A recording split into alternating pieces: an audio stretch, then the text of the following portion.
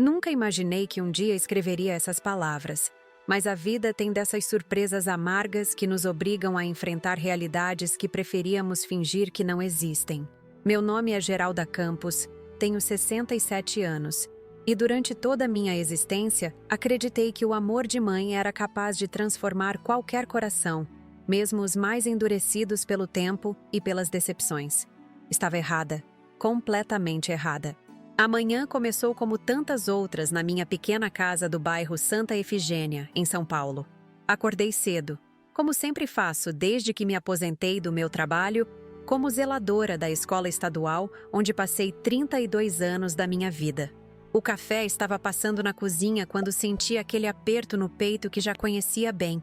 Uma angústia inexplicável que vinha me acompanhando há semanas, como se meu coração soubesse que algo terrível estava por acontecer. Vocês sabem como é quando a gente sente que alguma coisa está fora do lugar, mas não consegue identificar exatamente o que? Era essa sensação que carregava comigo todos os dias. Marcos, meu filho único, estava diferente. Não era apenas o desemprego que o atormentava há 8 meses, nem as contas que se acumulavam na mesa da cozinha dele. Era algo mais profundo, uma transformação que eu observava acontecer diante dos meus olhos sem conseguir impedir.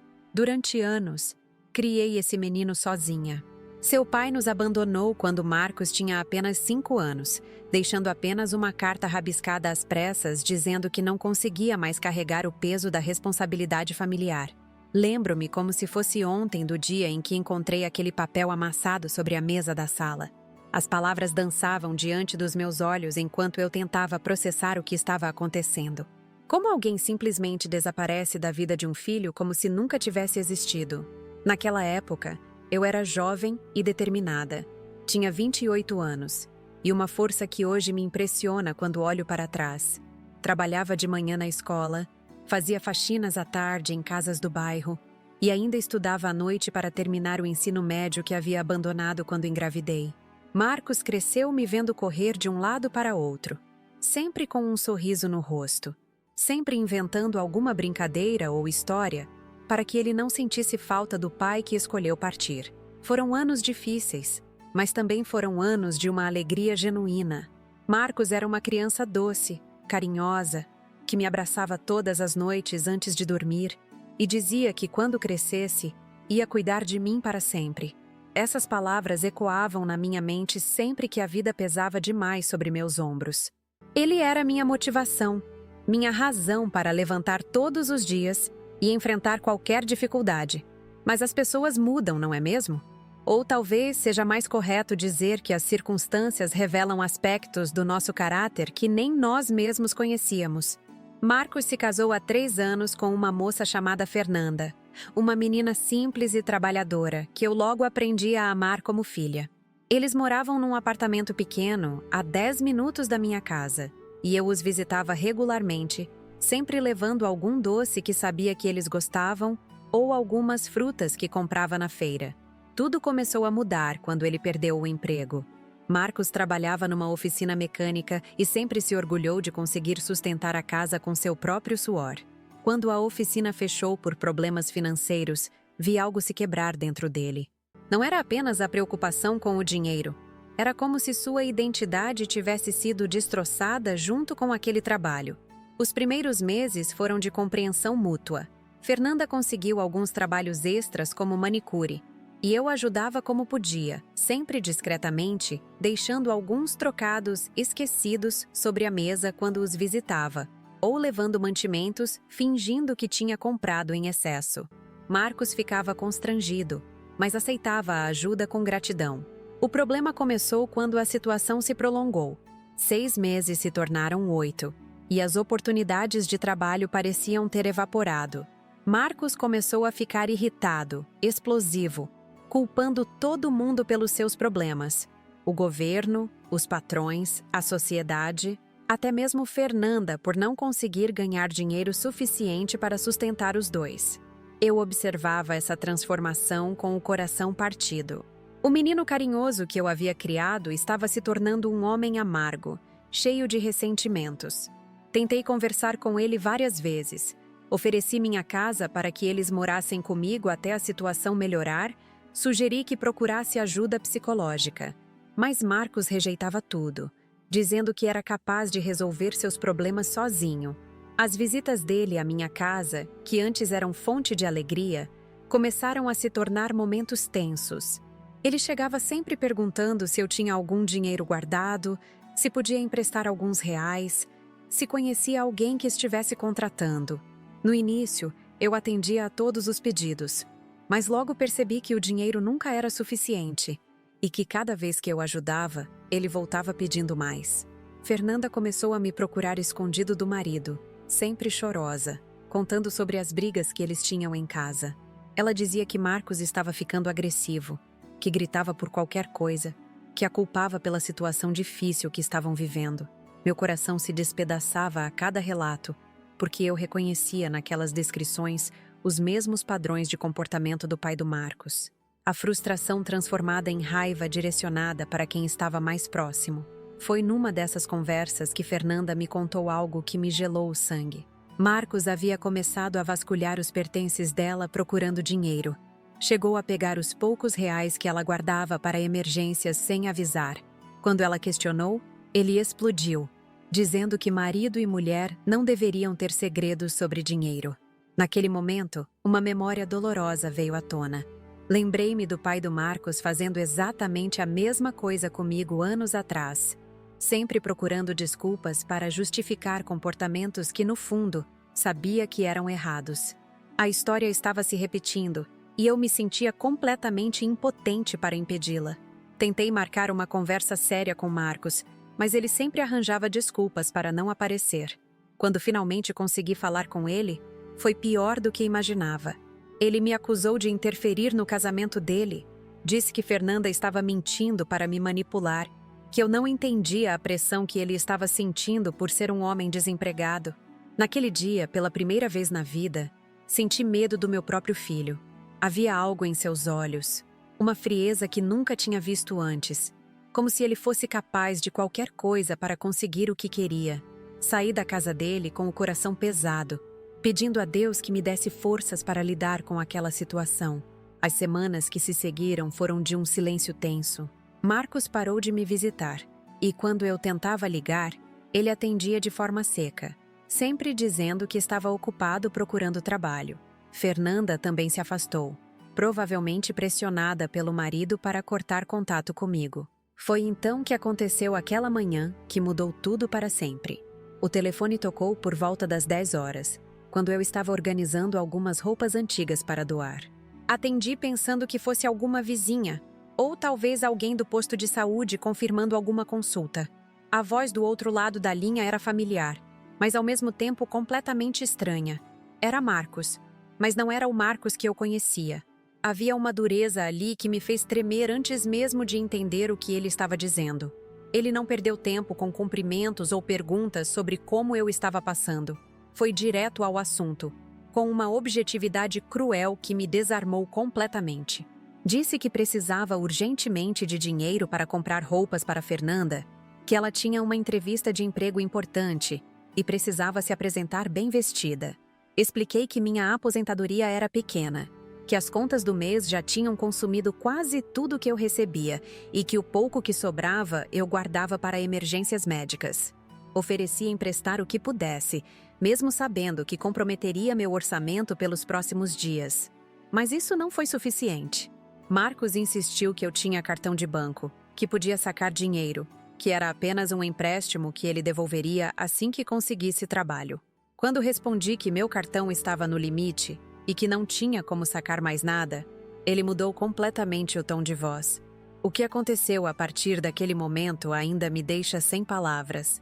O filho que criei com tanto amor, que protegi de todas as dificuldades da vida, que incentivei a ser uma pessoa honesta e respeitosa, estava ali do outro lado da linha me ameaçando de uma forma que jamais poderia ter imaginado. Suas palavras cortaram meu coração como navalhas. Ele disse que eu estava mentindo, que sempre tive dinheiro guardado e nunca quis ajudá-lo de verdade. Acusou-me de preferir ver ele e a esposa passando necessidade do que abrir mão de alguns reais para ajudar a própria família. E então veio a ameaça que mudou tudo. Com uma frieza que ainda me assombra, Marcos disse que eu tinha exatamente 1 hora para decidir se ia dar a senha do cartão ou não. Porque quando ele chegasse na minha casa, se eu não tivesse a senha anotada num papel sobre a mesa da sala, ele ia me ensinar a ser mãe de verdade. As palavras dele ecoavam na linha telefônica como um pesadelo que eu estava desesperadamente tentando acordar. Desliguei o telefone com as mãos tremendo, sem conseguir processar completamente o que havia acabado de acontecer. Era possível que meu próprio filho estivesse me ameaçando de violência física por causa de dinheiro? Era possível que aquele menino que eu embalei no colo durante tantas noites tivesse se transformado em alguém capaz de me causar mal? Caminhei pela casa como um fantasma, tentando entender como havia chegado àquele ponto. Onde foi que errei na criação dele? O que poderia ter feito diferente para evitar que chegássemos a uma situação tão desesperadora? As perguntas se multiplicavam na minha mente sem encontrar respostas satisfatórias. O relógio da parede marcava 10h45. Marcos havia dito que chegaria em 1 hora, o que significava que por volta do meio-dia, eu teria que enfrentar uma situação para a qual não estava nem remotamente preparada. Como uma mãe se prepara para ser ameaçada pelo próprio filho? Sentei na poltrona da sala onde passei tantas horas felizes assistindo televisão, lendo os jornais que as vizinhas me emprestavam, fazendo crochê para passar o tempo. Aquele ambiente que sempre representou paz e segurança, agora parecia uma armadilha da qual eu não podia escapar. Foi quando bati os olhos no telefone que a realidade me atingiu de uma forma ainda mais cruel. Eu estava sozinha, completamente sozinha para enfrentar aquela situação. Não tinha marido para me proteger, não tinha outros filhos para me apoiar, não tinha família próxima para quem pudesse correr em busca de ajuda. Durante todos aqueles anos em que me orgulhei da minha independência, da minha capacidade de resolver os problemas sozinha, nunca imaginei que um dia essa solidão se tornaria minha maior vulnerabilidade. Sempre achei que Marcos seria minha proteção na velhice, meu apoio quando eu não tivesse mais forças para cuidar de mim mesma. Como estava enganada, como estava completamente enganada sobre tudo. Agora vocês sabem o que é ter que escolher entre dar um dinheiro que não tenho ou enfrentar a violência de quem deveria me proteger. Me digam de onde vocês são assistindo essa história. Se inscrevam no canal Vovó. Lembrou porque o que aconteceu depois dessa ligação foi algo que ninguém, nem eu, poderia ter previsto. A campainha que tocava não era da minha casa, mas da Dona Rosa, minha vizinha do lado direito, que sempre acordava cedo para regar as plantas do pequeno jardim que mantinha na frente de casa. O som me trouxe de volta à realidade cruel que eu estava vivendo. Olhei para o relógio novamente. 10h50. Restavam apenas 70 minutos para a chegada de Marcos, e eu ainda não sabia como reagir àquela situação absurda. Levantei da poltrona com as pernas bambas, sentindo uma tontura que me obrigou a me apoiar no braço do móvel. Minha pressão arterial sempre foi controlada, mas naquele momento eu sentia o sangue pulsando nas têmporas com uma intensidade assustadora. Caminhei até a cozinha procurando um copo d'água, mas minhas mãos tremiam tanto que quase deixei o copo escorregar. Enquanto bebia a água gelada, tentei organizar meus pensamentos de forma racional. Marcos havia me dado um ultimato: entregar a senha do cartão ou enfrentar as consequências físicas da minha recusa. Mas eu realmente não tinha dinheiro no banco para sacar. Minha conta corrente estava praticamente zerada depois que paguei todas as contas do mês. E o cartão estava no limite há semanas. Mesmo que quisesse atender ao pedido dele, seria impossível. E mesmo que fosse possível, será que deveria alimentar aquele comportamento destrutivo? Será que ceder à chantagem não faria com que ele voltasse sempre que precisasse de dinheiro, sabendo que as ameaças funcionavam comigo? Essas perguntas giravam na minha cabeça como um carrossel enlouquecido. Por um lado, estava o medo real de sofrer violência física.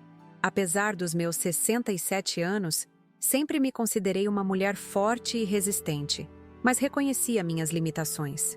Marcos era um homem de 35 anos, trabalhava com as mãos há anos na oficina mecânica, tinha força suficiente para me machucar seriamente se realmente quisesse. Por outro lado, havia uma questão de princípios que não conseguia ignorar. Durante toda a minha vida, educei Marcos para resolver conflitos através do diálogo, do respeito mútuo, da honestidade. Como poderia aceitar que ele me tratasse daquela forma sem pelo menos tentar resistir? Não seria uma traição a todos os valores que tentei transmitir para ele durante sua criação? Voltei para a sala e me sentei novamente na poltrona. Mas desta vez peguei a almofada bordada que minha mãe havia feito anos atrás e abracei contra o peito. Aquela almofada sempre me dava conforto nos momentos difíceis, como se carregasse um pouco da energia amorosa que minha mãe colocava em tudo que fazia com as próprias mãos. Lembrei-me das histórias que ela costumava contar sobre sua própria juventude, quando enfrentou a pobreza extrema durante a seca no interior da Bahia. Ela dizia que a dignidade era a única coisa que ninguém podia tirar de uma pessoa, mas que também era a única coisa que a própria pessoa podia entregar voluntariamente. Filha, ela falava com sua voz doce mas firme, você pode perder tudo na vida, casa, dinheiro, saúde, mas nunca entregue sua dignidade para ninguém, porque sem ela, você deixa de ser quem realmente é. Aquelas palavras ecoavam na minha mente com uma clareza impressionante. Seria entregar minha dignidade e ceder às ameaças de Marcos? Ou seria apenas um ato de autopreservação compreensível diante de uma situação extrema? O telefone tocou novamente e meu coração quase parou. Seria Marcos ligando para reforçar as ameaças? Ou talvez para desistir daquela loucura e pedir desculpas? Caminhei até o aparelho com passos hesitantes, mas quando atendi, escutei a voz familiar da Dona Conceição, uma senhora que morava 3 casas abaixo da minha. Geralda, querida, você está bem? Vi pela janela que você estava agitada desde cedo, andando de um lado para outro na sala. Dona Conceição sempre foi muito observadora, dessas pessoas que notam quando algo está fora do normal no comportamento dos vizinhos. Por um momento considerei inventar alguma desculpa, dizer que estava tudo normal, que apenas não havia dormido bem na noite anterior. Mas algo na gentileza da voz dela me quebrou por completo. As lágrimas que eu vinha segurando há 1 hora finalmente escorreram pelo meu rosto, e entre soluços consegui murmurar que estava passando por um problema sério com Marcos. Dona Conceição não hesitou nem por um segundo. Estou indo aí agora mesmo, não desligue o telefone. Escutei o barulho da porta dela batendo, e em menos de 2 minutos ela estava tocando minha campainha. Quando abri a porta, ela entrou como um furacão de determinação e carinho. Dona Conceição sempre foi assim, uma mulher pequena de estatura, mas gigantesca em coragem e solidariedade. Ela me abraçou sem dizer uma palavra, deixando que eu chorasse em seu ombro como se fosse uma criança assustada. Depois de alguns minutos, ela me levou até o sofá e sentou ao meu lado, segurando minhas mãos enquanto eu contava tudo o que havia acontecido. Falei sobre a ligação de Marcos, sobre as ameaças, sobre o ultimato que ele havia dado. Dona Conceição escutava em silêncio, mas eu podia ver a indignação crescendo em seus olhos a cada palavra que eu pronunciava. Isso não pode ficar assim, Geralda. Não podemos permitir que ele venha aqui te ameaçar dessa forma. Sua voz estava firme, decidida. Você vai chamar a polícia agora mesmo. A sugestão me apavorou ainda mais. Chamar a polícia significaria oficializar o problema, torná-lo público, possivelmente criar um registro criminal contra meu próprio filho. Por mais que ele estivesse agindo de forma terrível, ainda era o menino que criei, o único parente próximo que me restava no mundo. Não posso fazer isso com ele, Dona Conceição. Imagina se a polícia prende o Marcos. Como vou viver com esse peso na consciência? Minhas palavras saíam atropeladas, misturadas com mais lágrimas. Mas ela não se deixou convencer pelas minhas hesitações.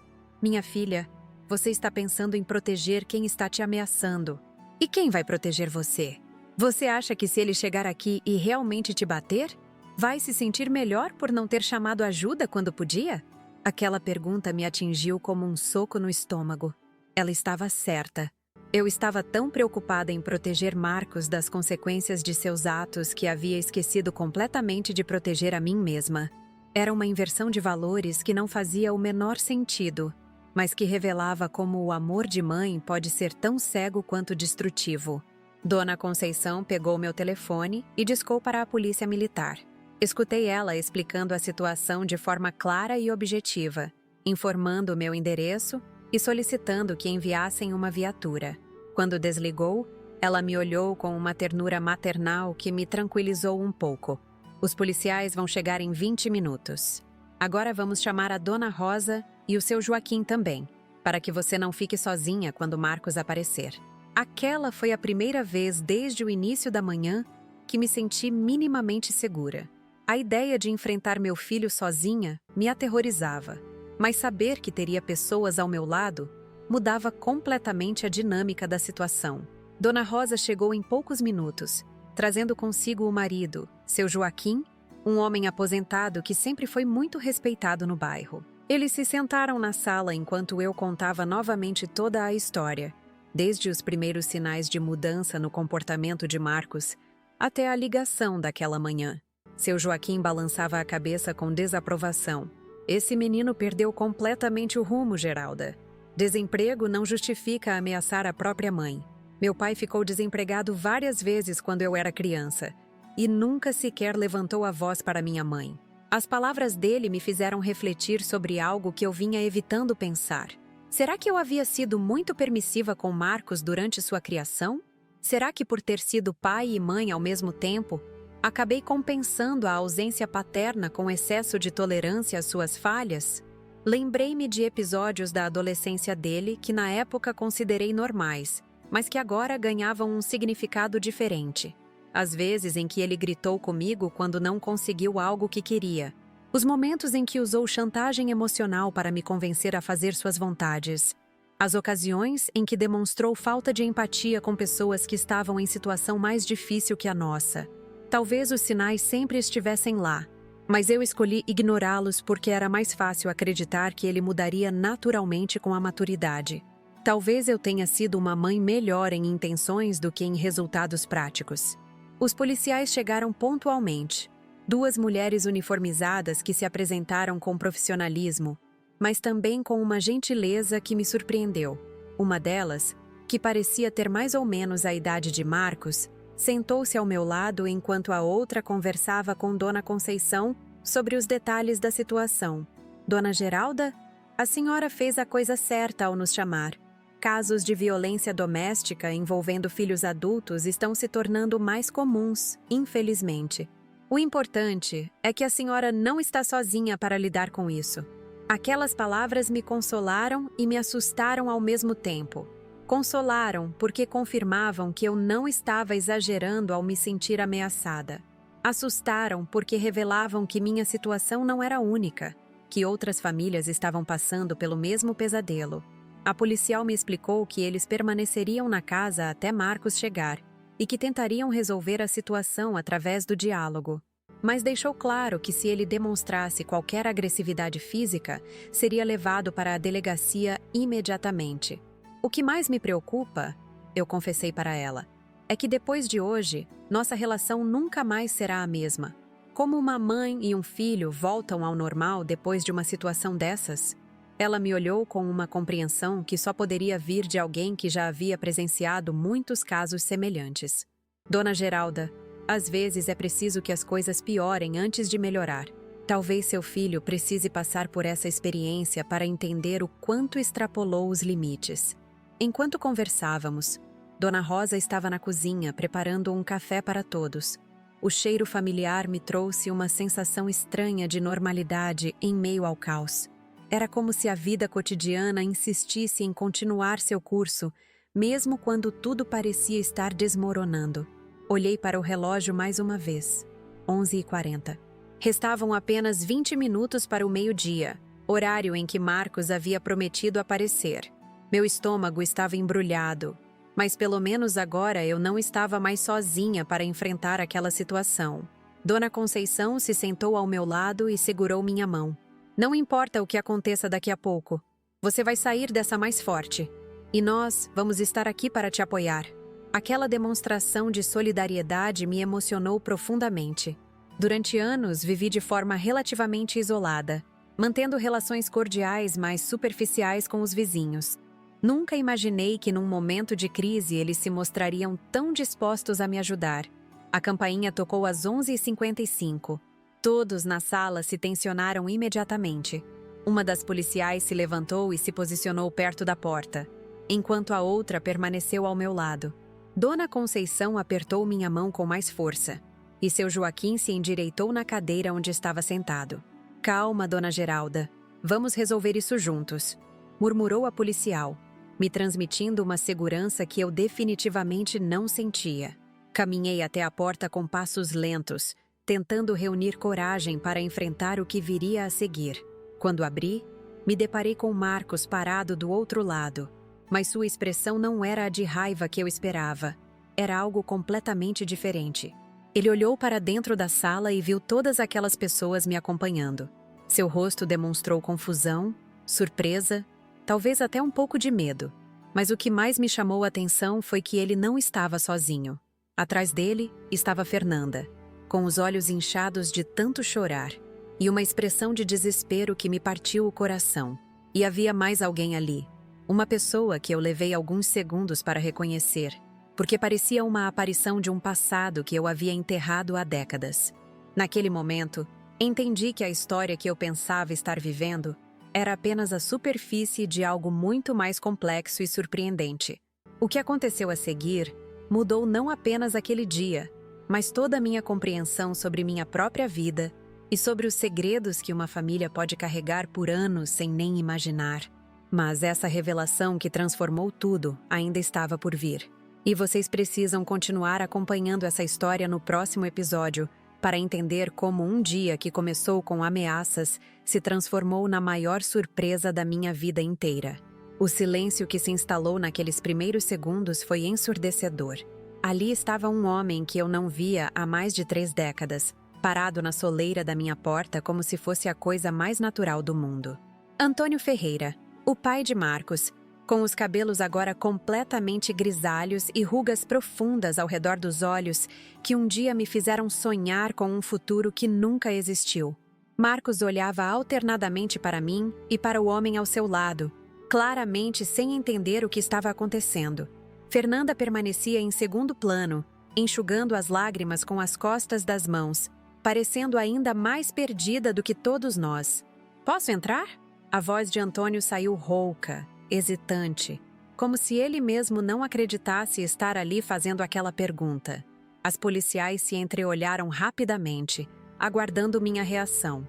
Dona Conceição permaneceu ao meu lado, sussurrando baixinho que eu não precisava permitir nada que não quisesse. Mas algo dentro de mim, uma curiosidade maior que qualquer ressentimento, fez com que eu me afastasse da porta, permitindo que os 3 entrassem. A sala, que minutos antes parecia adequada para receber as visitas dos vizinhos e da polícia, agora parecia minúscula com tantas pessoas. Antônio permaneceu de pé, perto da entrada, como se não tivesse certeza de merecer se sentar. Marcos se acomodou na beirada do sofá, visivelmente constrangido pela presença das autoridades. Fernanda escolheu uma cadeira no canto, mantendo distância de todos. Antes de qualquer coisa, uma das policiais se dirigiu diretamente a Marcos. "Precisamos esclarecer a questão das ameaças feitas à sua mãe por telefone esta manhã." O constrangimento no rosto do meu filho foi instantâneo. Ele baixou a cabeça como uma criança flagrada fazendo algo errado, mas ainda assim, murmurou uma defesa fraca. Eu estava desesperado, não sabia mais o que fazer. Desespero não justifica ameaçar ninguém, muito menos sua própria mãe, replicou a policial com firmeza. O senhor compreende que isso configura violência doméstica e pode resultar em prisão?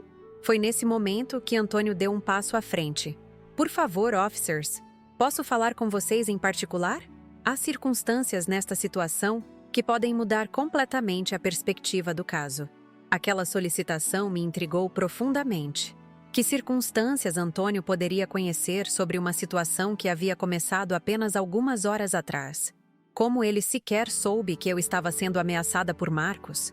As policiais concordaram em ouvir o que ele tinha a dizer, mas insistiram que a conversa acontecesse ali mesmo, na frente de todos.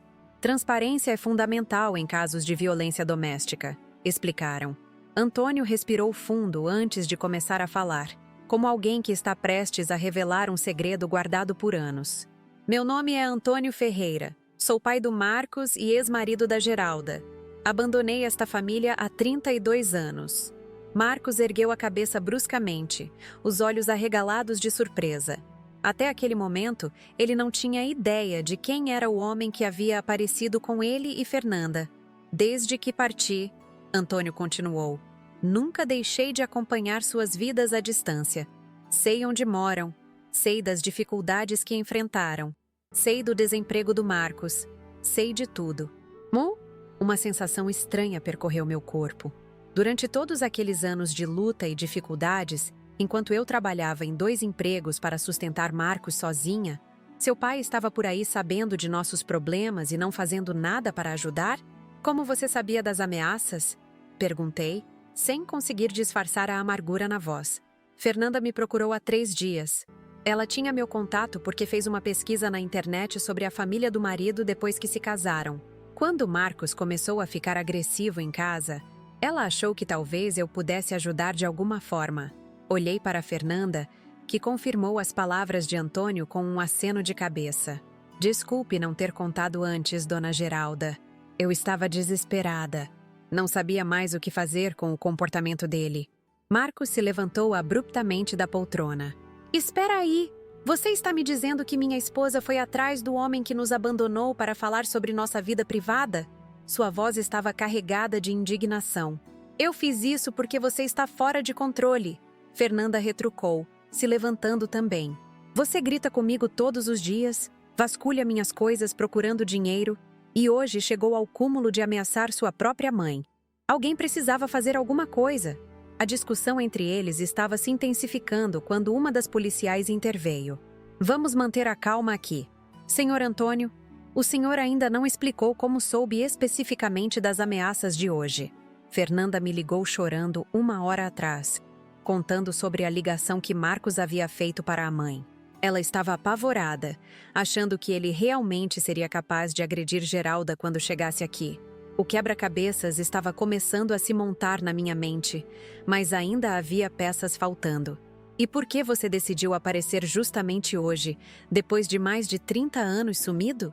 Antônio olhou diretamente nos meus olhos pela primeira vez desde que havia entrado na sala.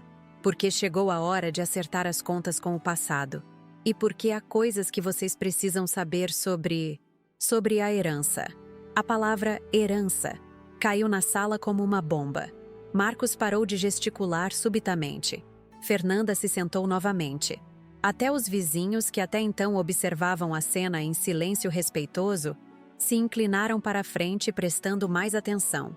Que herança? Marcos perguntou com a voz embargada. Nos últimos 30 anos, construí um negócio considerável. Sempre soube que um dia teria que voltar para enfrentar as consequências do que fiz com vocês. Por isso, há 15 anos, coloquei uma quantia substancial em uma conta especial no nome da sua mãe. Senti como se o chão estivesse se movendo sob meus pés. Do que você está falando, Antônio? Estou falando de R$ 450 mil que estão depositados em seu nome no Banco do Brasil. Agência Central. O dinheiro está lá desde 2010, rendendo juros. Você nunca soube porque nunca procurou abrir conta naquele banco específico.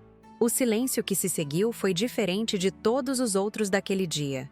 Não era o silêncio tenso da expectativa ou o silêncio constrangido da revelação. Era o silêncio atordoado de quem está tentando processar uma informação que desafia completamente a realidade conhecida. Isso é impossível, murmurei. Eu teria sido notificada. O banco teria entrado em contato comigo. Antônio tirou uma pasta de documentos do bolso interno do paletó.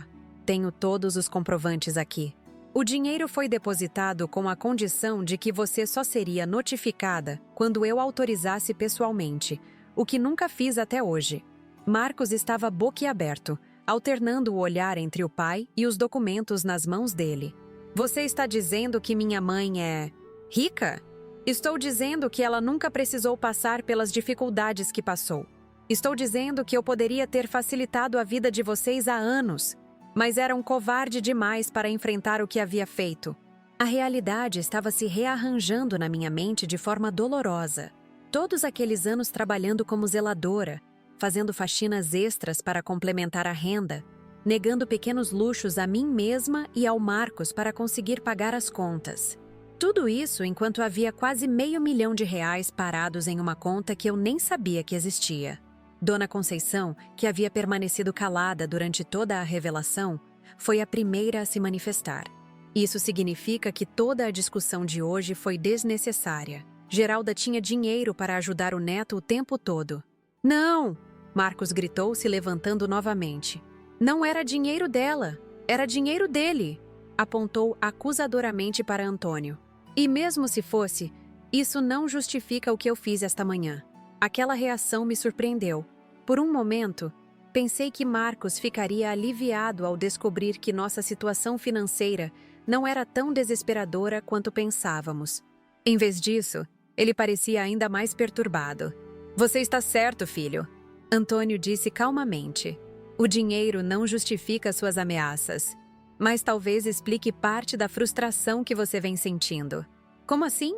Uma das policiais perguntou, claramente interessada na evolução da conversa. Marcos cresceu vendo a mãe trabalhar demais, sacrificar demais, sempre lutando para dar conta de tudo sozinha. Isso criou nele uma sensação de responsabilidade desproporcional. Quando ele perdeu o emprego, não era apenas sobre não conseguir sustentar a casa.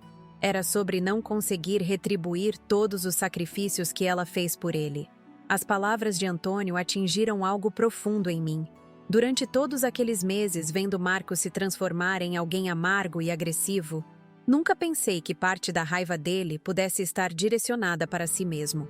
Fernanda se pronunciou pela primeira vez desde que a conversa sobre herança havia começado. É verdade.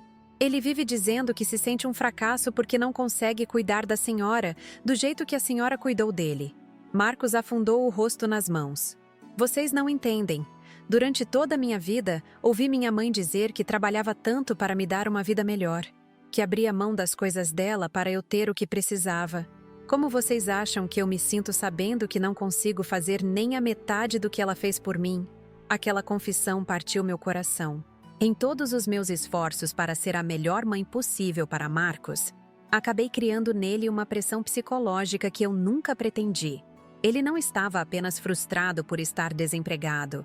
Estava se sentindo indigno do amor e dos sacrifícios que recebia de mim. Meu filho, me levantei e caminhei até ele. Você nunca me deveu nada. Tudo o que fiz foi porque escolhi fazer, porque te amava, não porque esperava algo em troca.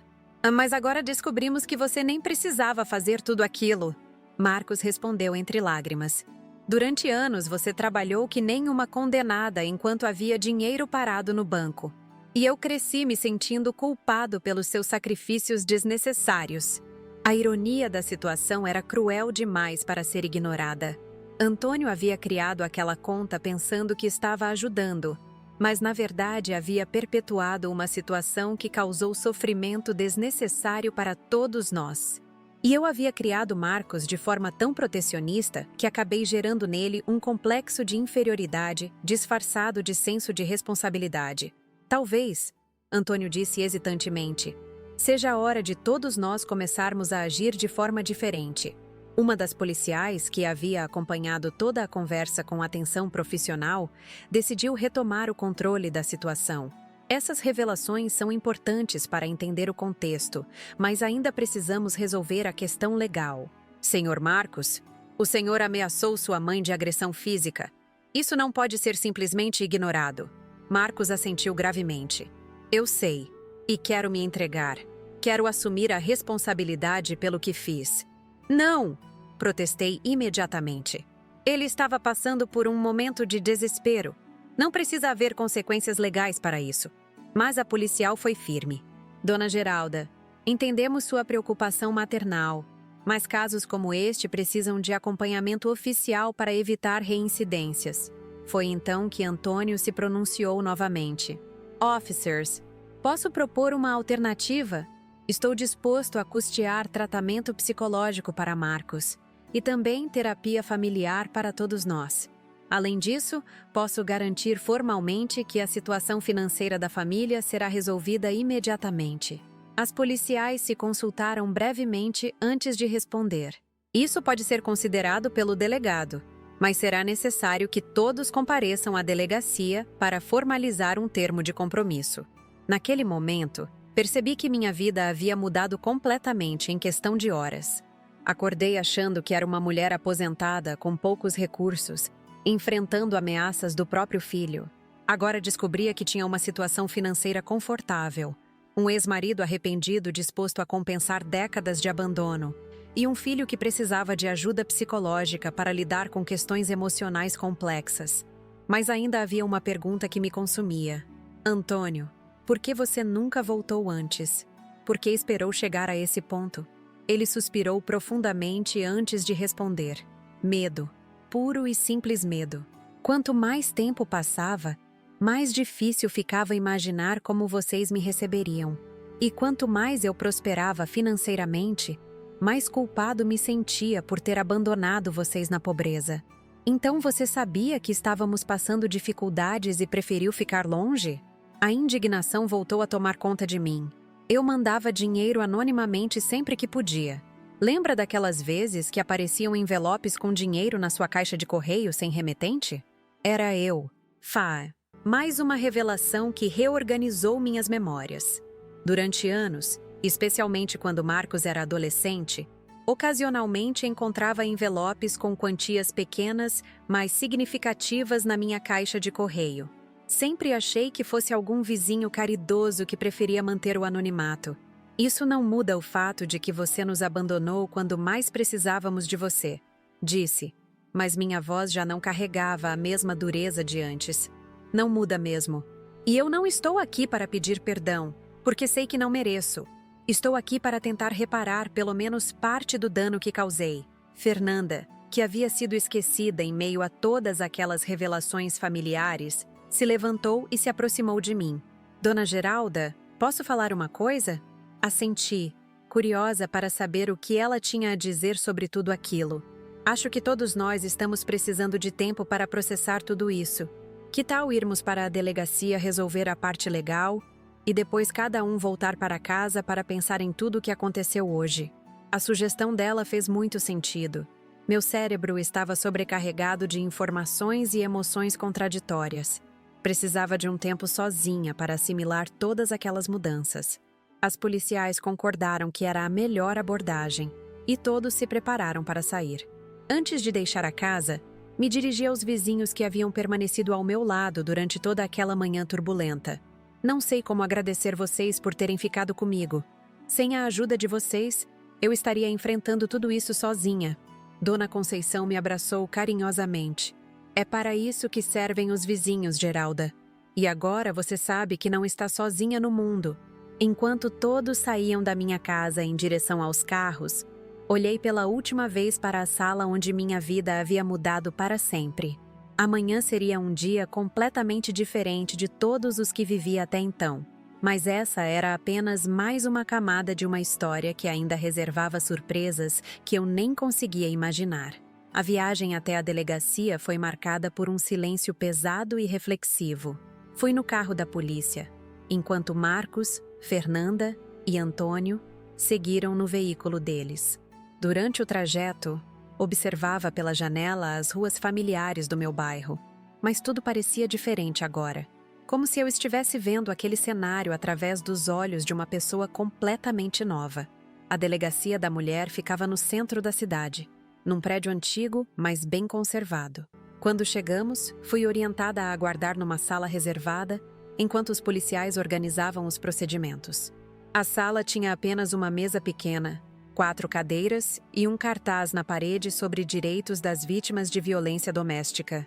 Sentei-me ali sozinha, tentando organizar os pensamentos antes que os outros chegassem. 15 minutos depois, Marcos, Fernanda e Antônio entraram na sala acompanhados de uma delegada de nome Doutora Sandra Moraes. Era uma mulher de meia idade, com uma expressão séria, mas compreensiva, que se apresentou explicando os procedimentos que seriam adotados. Dona Geralda, vou ouvir primeiro seu relato oficial sobre os fatos ocorridos esta manhã. Depois escutaremos as outras partes envolvidas. É importante que a senhora saiba que casos de violência doméstica são tratados com muita seriedade aqui. Contei novamente toda a história. desta vez de forma mais objetiva, desde a ligação de Marcos até a chegada de todos na minha casa. A delegada anotava tudo em seu computador, ocasionalmente me interrompendo para esclarecer algum detalhe específico. A ameaça foi explícita e direta, ela comentou após eu terminar o relato. O senhor disse textualmente que bateria na senhora caso não obtivesse a senha do cartão? Disse sim. As palavras exatas foram que me ensinaria a ser mãe de verdade quando chegasse lá. Doutora Sandra fez mais algumas anotações antes de chamar Marcos para depor. Quando ele entrou na sala, evitava olhar diretamente para mim, mantendo os olhos fixos no chão. Sentou-se na cadeira indicada pela delegada e aguardou as perguntas. Senhor Marcos, o senhor confirma ter feito as ameaças relatadas por sua mãe? Confirmo. Sua voz estava baixa, envergonhada. Estava desesperado, sem dinheiro, sem perspectivas. Mas sei que isso não justifica o que fiz. O senhor tinha a intenção real de agredir fisicamente sua mãe, caso ela não atendesse às suas exigências? Marcos levantou os olhos pela primeira vez, me olhando diretamente. Não sei responder isso. Na hora que liguei, estava tão transtornado que talvez fosse capaz de qualquer coisa. Isso me assusta muito. Aquela resposta honesta me chocou mais do que as próprias ameaças. Marcos estava admitindo que realmente não sabia até onde seria capaz de ir em seu estado de desespero. Isso confirmava que minha decisão de chamar ajuda havia sido acertada. A delegada continuou. O senhor tem histórico de violência doméstica ou agressões anteriores? Nunca encostei a mão em ninguém da minha família, mas reconheço que nos últimos meses tenho sido verbalmente agressivo, especialmente com minha esposa. Fernanda, que estava aguardando do lado de fora, foi chamada para confirmar essa informação. Ela entrou na sala com os olhos ainda inchados, mas demonstrando mais firmeza do que tinha mostrado em casa. Dona Fernanda, pode nos contar sobre o comportamento do seu marido em casa recentemente? Nos primeiros meses de desemprego, Marcos estava triste, mas ainda conversava comigo normalmente. De 3 meses para cá, começou a ficar irritado por qualquer motivo. Grita comigo quando a comida não está do jeito que ele quer, quando não consigo arrumar dinheiro extra com minhas clientes, quando eu sugiro alguma solução para nossos problemas financeiros. A delegada pediu mais detalhes. Alguma vez ele ameaçou agredi-la fisicamente? Nunca disse que ia me bater, mas algumas vezes jogou pratos no chão quando estava nervoso. Uma vez chutou uma cadeira com tanta força que ela quebrou. Eu ficava com medo, mas não sabia o que fazer. Escutar aqueles relatos me deixou ainda mais preocupada. O comportamento agressivo de Marcos não havia começado naquele dia. Vinha se desenvolvendo gradualmente há meses. Fernanda havia sido vítima de violência psicológica sem que eu percebesse. Quando chegou a vez de Antônio depor, sua presença mudou completamente a dinâmica da conversa.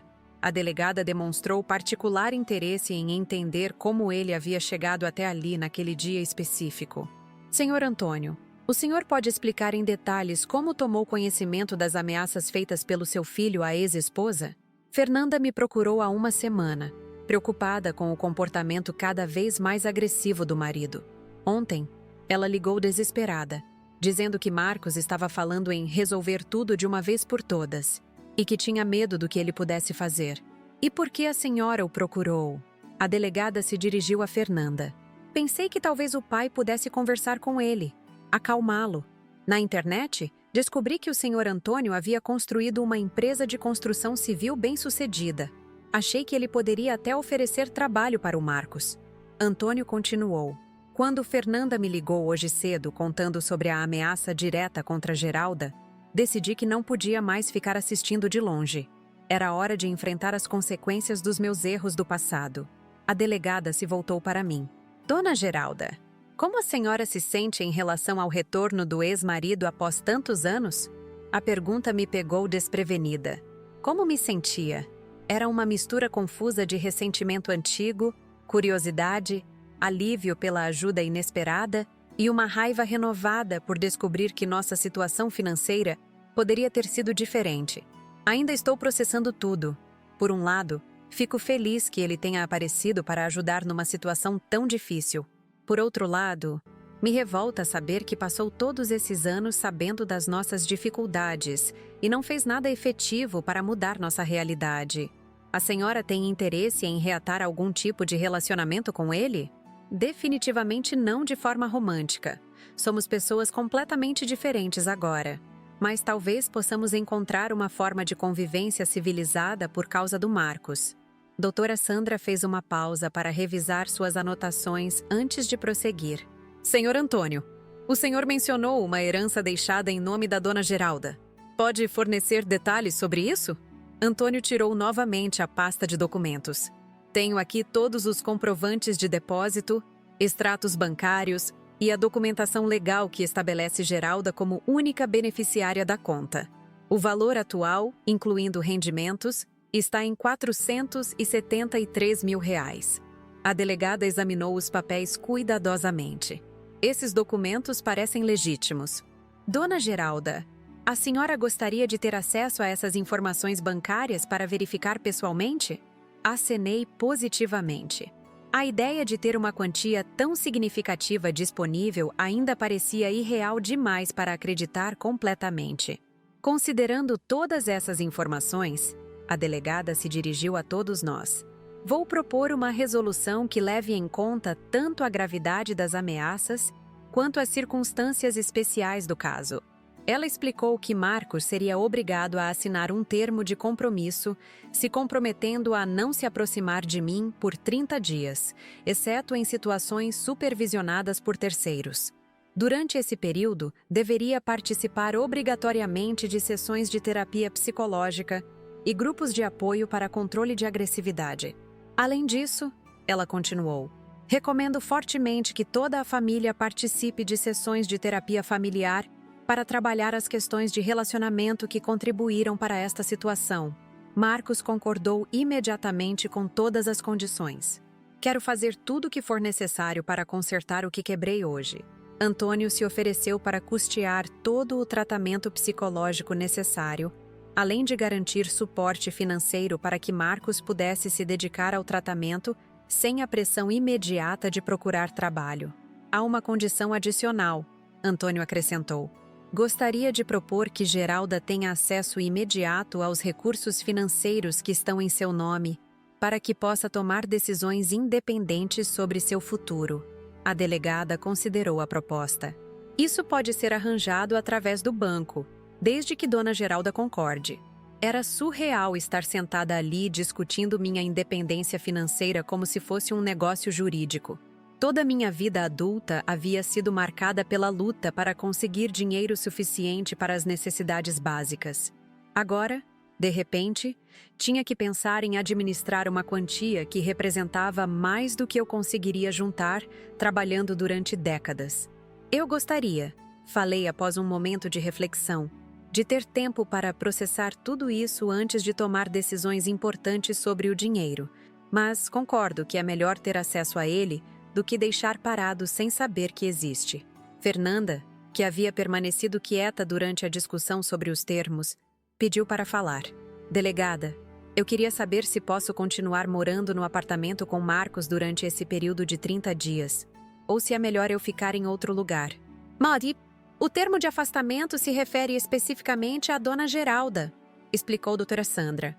Mas recomendo que vocês aproveitem esse tempo para fazer uma terapia de casal e reavaliar se querem continuar juntos. Nós queremos, Marcos respondeu rapidamente, olhando para a esposa. Fernanda não merece pagar pelos meus erros. Ela foi a única pessoa sensata nessa história toda. Aquela declaração de Marcos me emocionou. Mesmo em meio à sua confusão emocional, ele reconhecia o valor da esposa e assumia responsabilidade por seus próprios problemas. Depois que todos os documentos foram assinados e os procedimentos formalizados, saímos da delegacia já no final da tarde. O sol estava se pondo, tingindo o céu de um laranja suave que contrastava com a intensidade emocional do dia. Antônio se aproximou de mim no estacionamento. Geralda, eu sei que não tenho direito de pedir nada, mas gostaria de conversar com você em particular algum dia desses. Sobre o quê?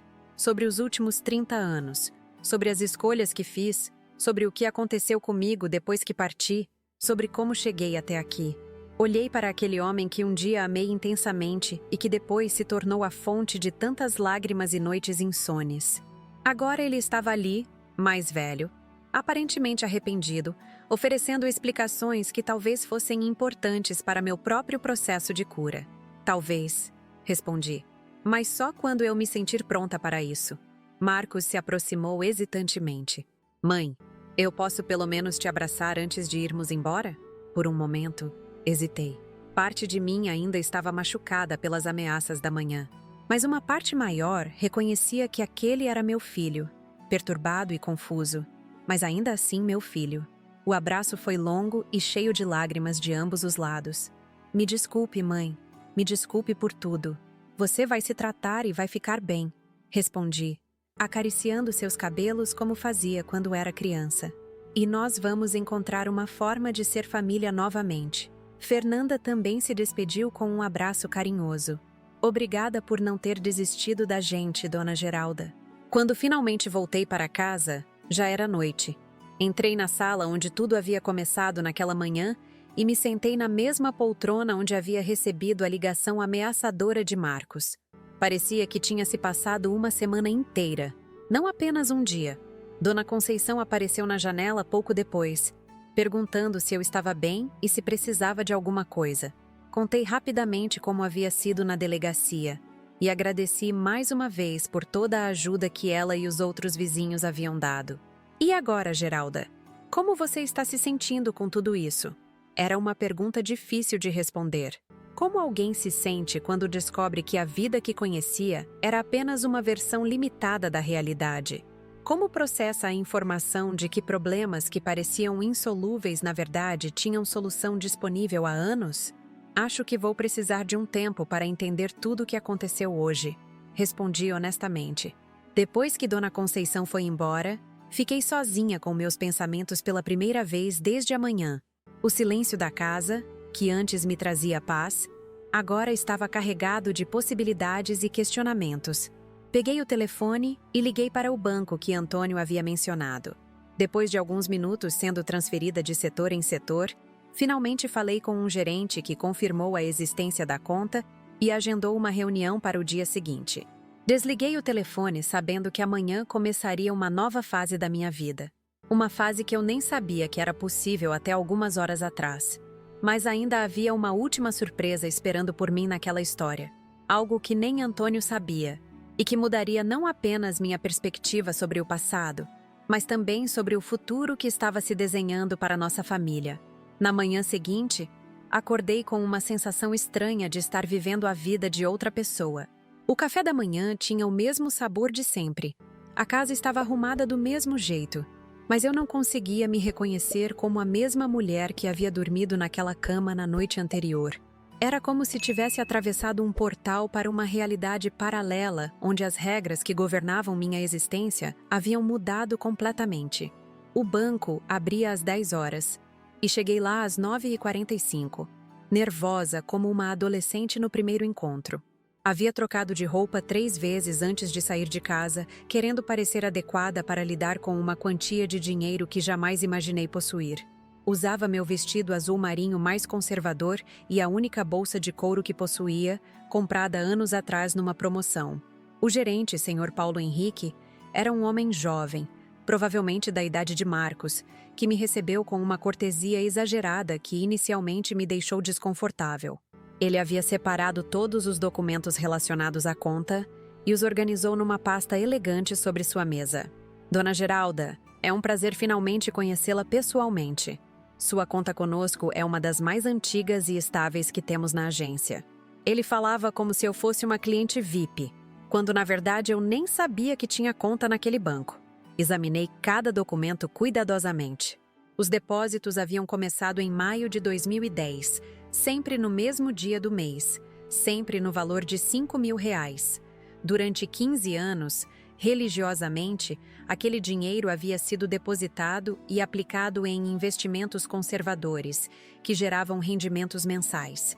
O Sr. Antônio Ferreira sempre foi muito específico sobre as instruções, explicou o gerente.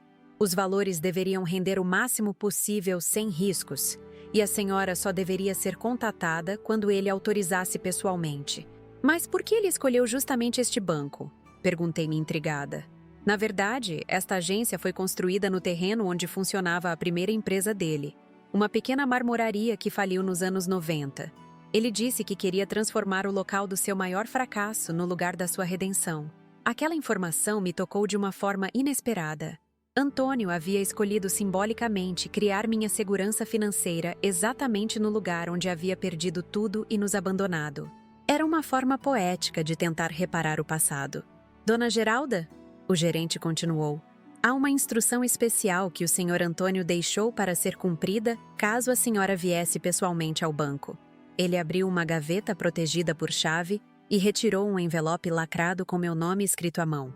A caligrafia era inconfundivelmente de Antônio, com aquelas letras inclinadas que eu conhecia tão bem. Ele disse que se algum dia a senhora viesse aqui, significaria que algo grave havia acontecido e que esse envelope continha informações importantes que poderiam ajudar. Peguei o envelope com as mãos tremendo ligeiramente. Dentro havia uma carta de 3 páginas e uma chave pequena, dourada, que não reconheci. A carta começava com um pedido de desculpas formal, mas rapidamente evoluía para revelações que me deixaram sem fôlego. Geralda, se você está lendo isso, significa que nossa família chegou a um ponto crítico e eu finalmente tive coragem de enfrentar o passado. Há coisas que você precisa saber sobre por que realmente parti naquela noite de 1993. Eu não abandonei você e Marcos apenas porque não conseguia lidar com a responsabilidade familiar. Parti porque descobri que estava doente. Um tumor cerebral que os médicos disseram que tinha apenas 30% de chance de cura. Não queria que vocês passassem pela agonia de me ver morrer lentamente, então inventei a história do cansaço e da falta de coragem para ser pai. Felizmente, a cirurgia foi bem sucedida, mas a recuperação durou quase 2 anos. Quando finalmente estava bem, vocês já haviam construído uma vida sem mim, e eu me convenci de que seria egoísmo voltar e perturbar a estabilidade que tinham conquistado. Montei a empresa de construção pensando em vocês. Cada projeto que realizei, cada contrato que assinei, era motivado pela necessidade de garantir que vocês nunca passassem necessidades. Mas quanto mais eu prosperava, mais culpado me sentia por não estar compartilhando essa prosperidade diretamente. A chave que está junto com esta carta abre um cofre no Banco Safra, Agência Paulista. Dentro dele estão as escrituras de 3 imóveis em São Paulo. Um apartamento de 2 quartos no Brooklyn, que comprei pensando em você, uma casa no Butantã, que imaginei como uma possível moradia para Marcos quando constituísse família, e uma pequena loja no centro da cidade, que poderia gerar renda mensal através de aluguel. Além disso, há ações de empresas sólidas que valem aproximadamente R$200 mil, e as joias da minha mãe, que ela sempre quis que fossem suas quando nos casássemos. Sei que dinheiro não compra perdão, e não estou tentando comprar sua absolvição. Apenas quero que você tenha todas as opções possíveis para viver o resto da vida da forma que escolher, sem limitações financeiras. Terminei de ler a carta com lágrimas escorrendo pelo rosto. O gerente discretamente me ofereceu um lenço e aguardou em silêncio que eu processasse todas aquelas informações. Antônio não havia sido o covarde irresponsável que eu imaginei durante todos esses anos. Havia sido um homem doente e aterrorizado, que tomou uma decisão terrível baseada numa lógica distorcida de proteção familiar. Isso não justificava completamente o abandono, mas mudava drasticamente minha compreensão dos fatos. O senhor sabia do conteúdo desta carta? Perguntei ao gerente. Apenas que era parte de um plano de contingência elaborado pelo senhor Antônio. Ele vem aqui 2 vezes por ano para verificar se a senhora havia feito contato. 2 vezes por ano, durante 15 anos, Antônio verificava se eu havia descoberto a conta. Isso significava que ele esperava, talvez até torcia, para que um dia eu aparecesse ali. Saí do banco com uma segunda chave na bolsa e o endereço da outra agência anotado num papel. Mas em vez de ir direto para lá, decidi fazer algo que não fazia há muito tempo. Caminhei pelas ruas do centro de São Paulo sem destino específico, apenas pensando. O movimento da cidade, as pessoas apressadas, o barulho do trânsito, Tudo parecia diferente quando você sabe que tem opções. Durante décadas, eu olhava vitrines sabendo que não podia comprar quase nada. Agora, teoricamente, poderia entrar em qualquer loja e comprar o que quisesse. Era uma sensação libertadora e assustadora ao mesmo tempo. Peguei um táxi para a segunda agência bancária. Lá, o processo foi mais simples. Apenas apresentei a chave e minha identidade para ter acesso ao cofre. Dentro dele, encontrei exatamente o que a carta havia descrito: escrituras de imóveis, certificados de ações e uma caixinha com joias antigas, mas bem conservadas. Entre as joias, havia um anel de noivado que reconheci imediatamente. Era o mesmo que Antônio havia me dado quando ficamos noivos, mas que eu tive que vender anos atrás para pagar um tratamento médico de Marcos. De alguma forma, ele havia descoberto quem comprou o anel e conseguiu recuperá-lo. Aquele gesto me emocionou mais do que todos os imóveis e ações juntos. Mostrava que Antônio havia acompanhado nossa vida de muito perto, conhecia nossos momentos de dificuldade e tentava, à sua maneira distorcida, reparar cada perda que havíamos sofrido. Voltei para casa no final da tarde carregando documentos que representavam uma segurança financeira que eu nunca sonhei ter. Mas mais do que isso, carregava uma compreensão completamente nova sobre minha própria história. Marcos telefonou no início da noite, respeitando os termos estabelecidos na delegacia, mas querendo saber como eu estava passando. Contei sobre minha ida ao banco e sobre as descobertas que havia feito. Mãe, isso significa que meu pai nunca foi realmente o vilão que pensávamos? Significa que as situações são sempre mais complicadas do que parecem na superfície. Seu pai cometeu erros graves, mas as motivações dele eram diferentes do que imaginávamos. Ele pode ter sido um covarde, Marcos refletiu, mas pelo menos foi um covarde que nunca parou de se preocupar com a gente. Naquela semana, tivemos nossa primeira sessão de terapia familiar. Foi um encontro intenso, onde cada um de nós pôde expressar suas frustrações e dores acumuladas ao longo dos anos. Marcos falou sobre a pressão que sentia por não conseguir retribuir meus sacrifícios. Eu falei sobre o medo constante de não estar sendo uma mãe suficientemente boa. Antônio falou sobre a culpa que carregou por décadas e sobre como o medo de morrer havia distorcido sua capacidade de tomar decisões racionais. Fernanda participou das sessões e revelou coisas sobre o casamento deles que eu não sabia. Contou sobre os sonhos que tinham juntos, sobre os planos de ter filhos que foram adiados por causa da situação financeira, sobre como ambos haviam perdido a capacidade de se comunicar de forma saudável.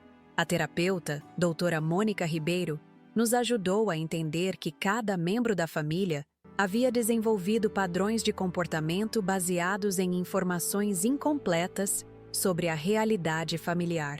Marcos cresceu se sentindo responsável por minha felicidade. Eu me acostumei a resolver tudo sozinha, sem pedir ajuda. Antônio se convenceu de que amor verdadeiro significava sacrifício silencioso. Vocês passaram décadas construindo uma narrativa familiar baseada numa tragédia que não precisava ter acontecido, explicou doutora Mônica. Agora tem a oportunidade de reescrever essa narrativa baseada em informações verdadeiras. Nas semanas seguintes, nossa dinâmica familiar começou a mudar gradualmente. Marcos iniciou seu tratamento psicológico individual e, pela primeira vez em meses, começou a demonstrar o entusiasmo e a doçura que eu lembrava da sua juventude. Antônio se mudou para um apartamento perto da nossa região, não para tentar reatar nosso relacionamento romântico, mas para estar disponível como pai e avô futuro. O relacionamento entre Marcos e Antônio evoluiu de forma tocante. Eles começaram a se encontrar regularmente para conversar sobre negócios, futebol, vida em geral.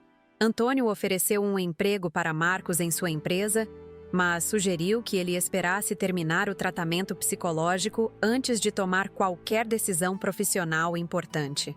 Fernanda revelou durante uma das sessões que estava grávida de 2 meses, mas havia escondido de todos porque tinha medo de como Marcos reagiria à pressão adicional de ser pai numa situação financeira difícil. Quando ela finalmente contou, a reação de Marcos foi completamente diferente do que ela esperava. Ele chorou de alegria e disse que se sentia preparado para ser pai, justamente porque agora tinha certeza de que poderia oferecer estabilidade emocional para a criança. Eu decidi usar parte do dinheiro para reformar minha casa, tornando-a mais confortável e acessível para minha idade. Mas a maior parte dos recursos ficou aplicada, gerando uma renda mensal que me permite viver sem preocupações financeiras pela primeira vez na vida adulta. O mais surpreendente de tudo foi descobrir que a verdadeira riqueza não estava no dinheiro que Antônio havia guardado, mas na capacidade de nossa família de se reinventar e se curar. Passamos de uma família fragmentada e cheia de ressentimentos para uma família que, embora não tradicional, se apoia mutuamente e se comunica de forma honesta. Antônio e eu nunca voltaremos a ser um casal. Muito tempo passou. Somos pessoas diferentes agora, mas descobrimos que podemos ser amigos, companheiros de uma jornada compartilhada de criação de filhos e netos. Ele me pediu perdão formalmente, e eu consegui perdoá-lo genuinamente, não por obrigação, mas porque finalmente entendi que guardar rancor era um fardo que eu carregava desnecessariamente. Hoje, 6 meses depois daquele dia terrível que mudou nossas vidas, estamos esperando o nascimento do meu primeiro neto. Marcos trabalha na empresa do pai, mas mantém sua independência financeira e emocional.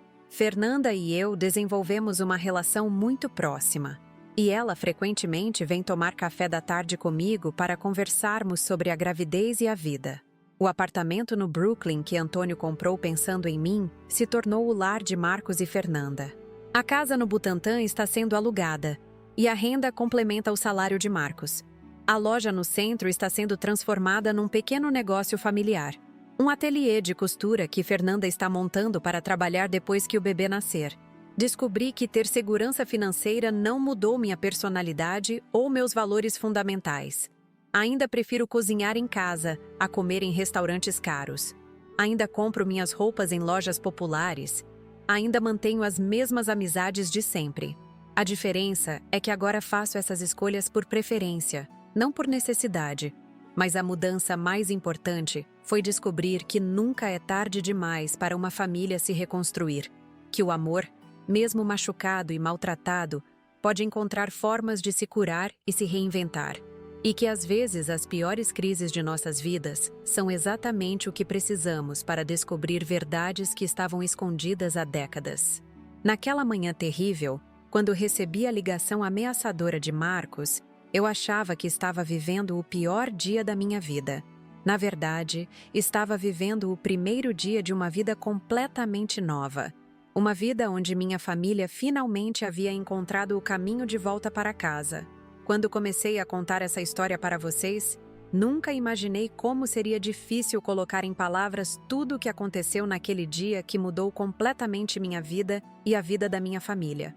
Agora, olhando para trás, percebo como cada momento daquela manhã terrível foi necessário para que chegássemos ao lugar onde estamos hoje. Vocês acompanharam comigo desde o momento em que recebi aquela ligação aterrorizante do Marcos, até a descoberta final de que nossa história familiar estava baseada em verdades incompletas. Foi uma jornada de dor, surpresas, revelações e, principalmente, de cura. Uma jornada que me ensinou que nunca sabemos realmente o que a vida reserva para nós, mesmo quando achamos que conhecemos nossa própria história. Lembram quando contei sobre a ligação do Marcos naquela manhã? Quando ele me ameaçou dizendo que ia me bater se eu não desse a senha do cartão? Naquele momento, eu me sentia a mulher mais sozinha do mundo. Achava que havia falhado como mãe, que meu único filho havia se tornado alguém capaz de me fazer mal. Era uma dor que não desejo para nenhuma mãe neste mundo. Mas vocês viram como essa situação desesperadora acabou sendo o catalisador para revelações que estavam escondidas há décadas. Se Marcos não tivesse chegado àquele ponto de desespero, se ele não tivesse feito aquelas ameaças terríveis, será que algum dia descobriríamos a verdade sobre Antônio? Será que ele algum dia teria coragem de voltar e contar sobre a doença que o fez partir? Será que eu algum dia saberia sobre o dinheiro que estava guardado em meu nome há 15 anos? A vida tem dessas ironias cruéis. Às vezes precisamos tocar o fundo do poço para descobrir que existe uma escada escondida que pode nos levar para muito mais alto do que estávamos antes de cair. Vocês lembram da coragem dos meus vizinhos? Dona Conceição, que não hesitou nem um segundo em vir me ajudar quando percebeu que algo estava errado. Dona Rosa e seu Joaquim, que largaram tudo para me dar apoio numa situação que não era problema deles. As policiais que me trataram com tanto cuidado e profissionalismo.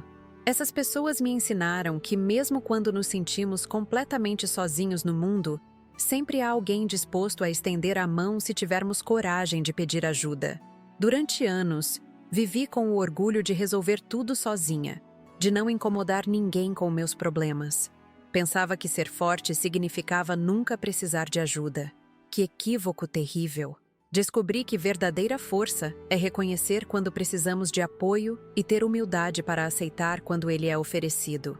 E que surpresa foi descobrir que Antônio não era o vilão que imaginei durante mais de 3 décadas. Claro que isso não desculpa completamente o abandono. Claro que ele poderia ter encontrado outras formas de lidar com a doença sem nos deixar. Mas entender suas motivações reais mudou completamente minha perspectiva sobre nossa história. Quantas famílias pelo Brasil afora estão vivendo baseadas em mal-entendidos do passado? Quantos filhos crescem odiando pais que partiram por motivos que nunca foram explicados? Quantos pais carregam culpas que poderiam ser aliviadas se tivessem coragem de voltar e contar a verdade? Minha história não é única. É apenas uma entre milhões de famílias que precisam aprender a se comunicar de verdade. O que mais me marca quando penso em tudo isso é como Marcos carregava um peso que eu nunca pretendi colocar sobre seus ombros. Durante toda a sua criação, tentei protegê-lo das dificuldades financeiras que enfrentávamos. Pensava que estava sendo uma boa mãe ao esconder minhas preocupações. Na verdade, estava criando nele uma pressão psicológica enorme para retribuir sacrifícios que eu nem considerava sacrifícios. Marcos cresceu se sentindo devedor de algo que eu havia dado de coração, por amor, sem esperar nada em troca. Quando ele perdeu o emprego e não conseguiu sustentar a própria casa, não estava apenas frustrado financeiramente. Estava se sentindo indigno do amor que havia recebido a vida toda. Que peso terrível para um filho carregar. Isso me fez refletir sobre quantas mães estão cometendo o mesmo erro que cometi. Quantas de nós, com as melhores intenções do mundo, estamos criando nossos filhos para se sentirem eternamente em dívida conosco. Quando falamos sobre nossos sacrifícios, quando reclamamos das dificuldades que enfrentamos para criá-los, estamos plantando sementes de culpa que podem germinar em problemas emocionais sérios no futuro. Os filhos não pediram para nascer. Eles não devem nada aos pais pelos cuidados que receberam. Cuidar dos filhos é obrigação dos pais, não favor que os filhos devem retribuir. Aprendi isso da forma mais dolorosa possível, mas pelo menos aprendi. E que lição foi descobrir sobre Fernanda? Aquela menina doce e trabalhadora estava sofrendo violência psicológica há meses, e eu não percebi. Marcos não estava sendo agressivo apenas no dia das ameaças. Vinha demonstrando sinais de comportamento abusivo há muito tempo. Fernanda vivia com medo, pisando em ovos para não provocar as explosões de raiva dele. Quantas Fernandas existem por aí, sofrendo em silêncio, sem saber a quem recorrer? Quantas noras estão apanhando ou sendo humilhadas enquanto as sogras acham que está tudo bem na família? Precisamos ficar mais atentas aos sinais. Precisamos criar espaços seguros para que as mulheres da nossa família se sintam à vontade para pedir ajuda quando precisarem. A decisão de Fernanda de procurar Antônio foi corajosa e desesperada ao mesmo tempo. Ela não sabia se ele era uma pessoa confiável, não sabia como ele reagiria ao ser contatado depois de tantos anos. Mas estava tão preocupada com o marido e com nossa segurança que arriscou procurar um desconhecido para pedir ajuda. Que sorte tivemos de que Antônio se mostrou disposto a ajudar. Imaginem se essa história tivesse acontecido hoje em dia, mas Antônio tivesse morrido nos últimos anos. Ou se ele tivesse se tornado uma pessoa amarga, que não quisesse saber de resolver problemas do passado. Como seria diferente o final dessa história? Às vezes dependemos de fatores que estão completamente fora do nosso controle. A terapia familiar foi fundamental para que conseguíssemos processar tudo o que havia acontecido. Sozinhos, Provavelmente teríamos ficado presos em ciclos de culpa e ressentimento. Com ajuda profissional, conseguimos entender as dinâmicas doentias que havíamos desenvolvido ao longo dos anos e começar a construir relacionamentos mais saudáveis. Marcos aprendeu que não precisava carregar o peso do mundo nas costas para ser um bom filho. Eu aprendi que podia aceitar ajuda sem perder minha independência. Antônio aprendeu que fugir dos problemas não os resolve, apenas os adia e os complica. Fernanda aprendeu que merece ser tratada com respeito e carinho, sempre. E que alegria foi descobrir que vou ser avó. Quando Fernanda finalmente teve coragem de contar sobre a gravidez, senti como se a vida estivesse me dando um presente para compensar todo o sofrimento que havíamos passado. Agora tenho um netinho ou netinha a caminho, e posso garantir que essa criança vai crescer numa família que aprendeu a se comunicar, a pedir ajuda quando precisar, e a valorizar o amor sem transformá-lo em peso ou obrigação. A segurança financeira que descobri mudou minha vida de forma prática, claro.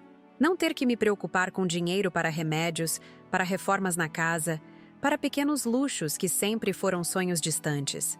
Mas a mudança mais importante foi emocional. Foi descobrir que nossa família tinha capacidade de cura que eu nem imaginava. Antônio e eu nunca voltaremos a ser um casal. Esse capítulo está definitivamente encerrado. Mas descobrimos que podemos ser amigos, parceiros na criação de um neto, pessoas que compartilham uma história e querem escrever um futuro melhor juntas. É uma dinâmica familiar diferente do tradicional, mas funciona para nós. Marcos hoje é um homem trabalhador, respeitoso, que trata Fernanda como ela merece ser tratada e que está ansioso para ser pai. O tratamento psicológico o ajudou a entender de onde vinham suas frustrações e a desenvolver formas saudáveis de lidar com o estresse. Ele não é mais aquele homem desesperado que me ameaçou por telefone. É o filho carinhoso que eu sempre soube que existia por baixo da raiva e da confusão. Sei que muitas de vocês que estão assistindo essa história podem estar passando por situações parecidas em suas famílias. Filhos que estão agressivos por causa de problemas financeiros. Maridos que se tornaram violentos por causa do desemprego. Pais que desapareceram sem explicações. Famílias fragmentadas por mal-entendidos antigos. Quero dizer para vocês que sempre há esperança. Sempre há possibilidade de cura, de reconciliação, de recomeço. Às vezes precisa chegar ao fundo do poço, como aconteceu conosco. Às vezes é necessário buscar ajuda profissional. Sempre é preciso coragem para enfrentar verdades dolorosas e mudar padrões de comportamento que se tornaram automáticos. Mas vale a pena. Vale muito a pena lutar pela família, mesmo quando ela parece completamente quebrada. Vale a pena pedir perdão, mesmo quando o orgulho grita que não devemos. Vale a pena perdoar, mesmo quando a mágoa parece maior que qualquer possibilidade de cura. Hoje, quando olho para trás e lembro daquela manhã terrível, não sinto mais raiva ou tristeza. Sinto gratidão. Gratidão por ter tido coragem de pedir ajuda. Gratidão pelos vizinhos que me apoiaram. Gratidão pelas policiais que trataram nossa situação com seriedade e carinho. Gratidão por Fernanda ter tido iniciativa de procurar Antônio. Gratidão pelo próprio Antônio ter encontrado forças para voltar e enfrentar o passado.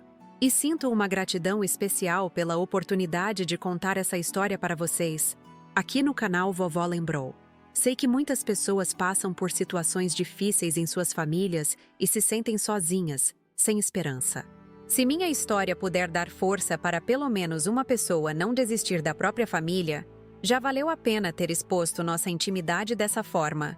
Por favor, se vocês chegaram até aqui comigo nessa jornada, deixem seus comentários contando se já passaram por algo parecido.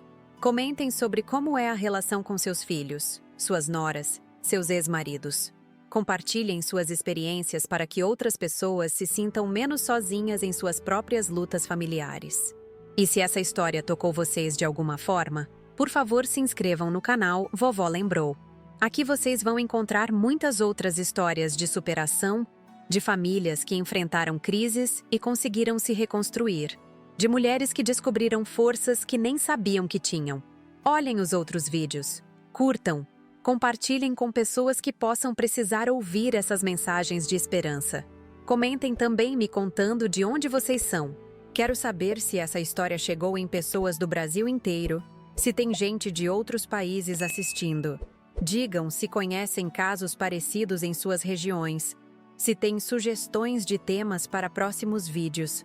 E se vocês puderem ajudar nosso canal através do Valeu Demais, ficaria muito grata. Produzir esses vídeos dá trabalho, tem custos de gravação, de edição, de tempo para pesquisar e desenvolver cada história.